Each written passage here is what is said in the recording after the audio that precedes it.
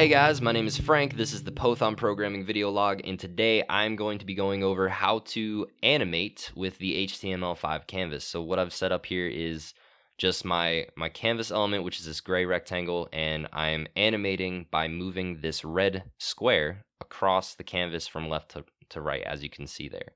It's quite lovely. So anyway, I'm just going to jump right into my JavaScript and go over this simple little program. So I define three variables here at the top of my screen: the context, the rectangle, and the loop. The context just refers to the drawing context of my canvas, which I get right here. I use query selector to get my canvas element from the HTML where I defined it, and get context just gets the drawing context of that canvas element. So the first thing I do with that is I define the height and the width of my canvas, set it up to the dimensions you see on the screen, and that's it for the context element for a little while anyway.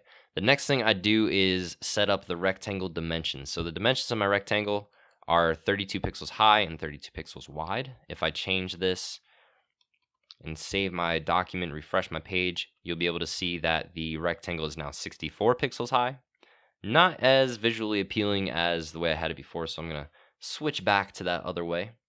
And I started off at x equals 0, which is just the left side of the canvas. As you can see, when I refresh the program, it will jump back to the left side of the canvas there. So, and y equals 72, that's just the middle of the y-axis of my canvas, which is why the square is centered vertically in my canvas. So the next thing that I define is the loop, and this is where all the exciting stuff happens.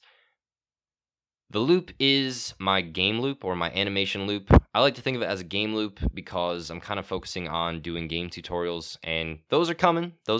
You got to learn this stuff before you learn that stuff. So I'm going step by step here, going from the beginning. So it's a big learning process for me and hopefully for you guys as well. So the first thing I'm going to do in my game loop is I'm going to update the x coordinate of the rectangle. So I'm just going to say x plus plus, rectangle.x plus plus. If I just do nothing with this and I just say rectangle.x and I don't do anything with it, and I refresh my page, my rectangle doesn't move. If I say rectangle.x plus equals 5, my rectangle is going to be zooming across the screen. As you can see, that sucker is really moving and it's a little too fast. So I'm going to just set it back to 1.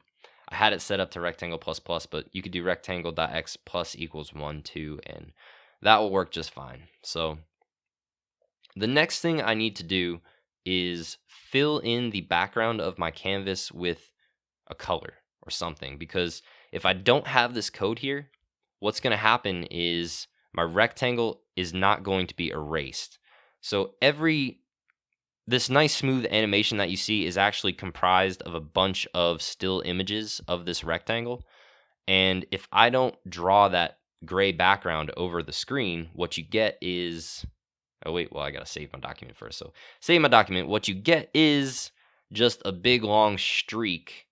It's as if the paintbrush that's painting this rectangle on the screen is just moving right along, and I am not erasing anything that I drew. So by putting in this gray background here, I am actually going to be erasing the previously drawn rectangles.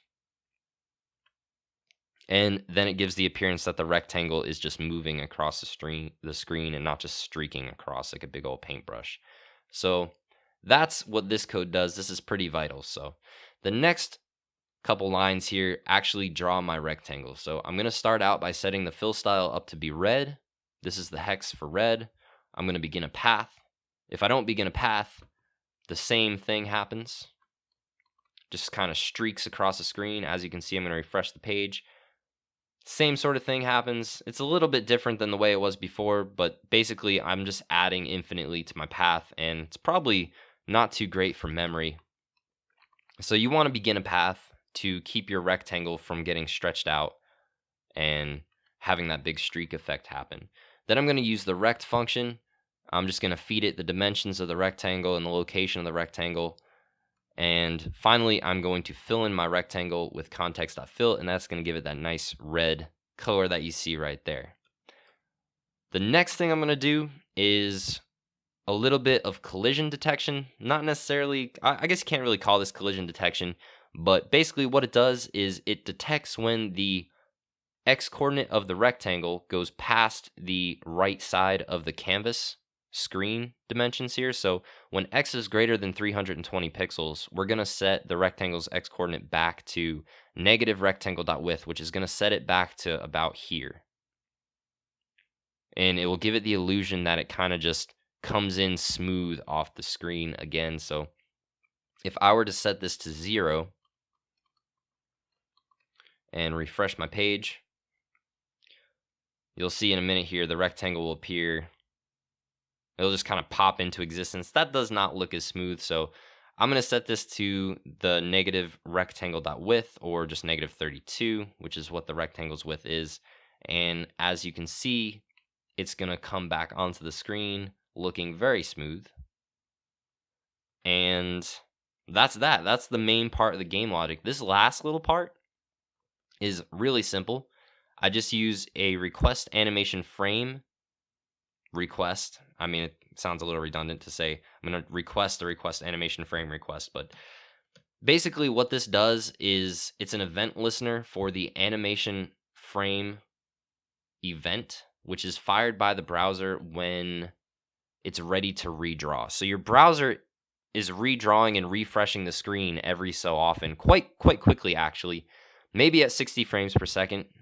This little animation is probably running at 60 frames per second. So my browser window is refreshing itself, redrawing everything on the screen or just parts of the screen 60 times a second.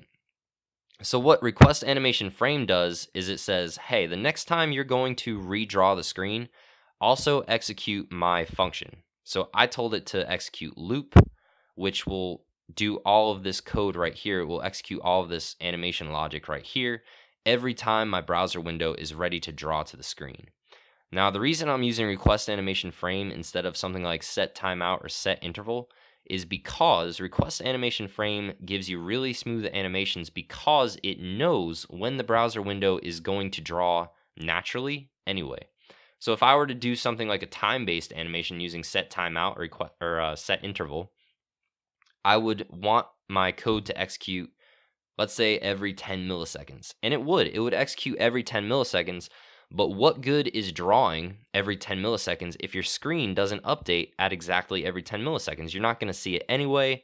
You might be drawing twice before your screen is able to update. So with requestAnimationFrame, it ensures that you're only doing your drawing code or your logic right before the screen is ready to draw, which gives you a higher degree of efficiency and much smoother animations because it's drawing when the screen is actually ready to draw. So I'm using that to perpetuate my game loop.